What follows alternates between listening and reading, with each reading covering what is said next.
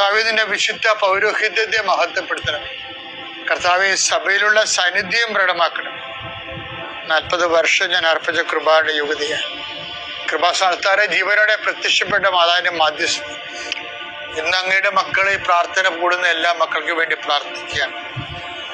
കർത്താവെ, മനസ്സ് വേദനിക്കുന്ന എല്ലാ വിഷയങ്ങളും, അവരുടെ മനസ്സ് വേദനിപ്പിക്കുന്ന എല്ലാ വ്യക്തികളും ഇപ്പോഴും ഈശോയുടെ നാമം നിർവീര്യമാകട്ടെ.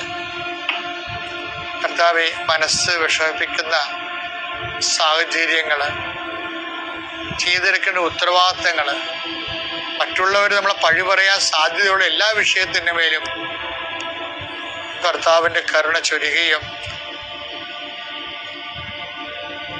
നിങ്ങളെ കർത്താവ് ഇന്ന് നിലനിർത്തി തരികയും ചെയ്യട്ടെ. നിങ്ങൾ പോകുന്ന വഴികൾ, കണ്ടുമുട്ടുന്ന വ്യക്തികൾ, ചെയ്യുന്ന കാര്യങ്ങൾ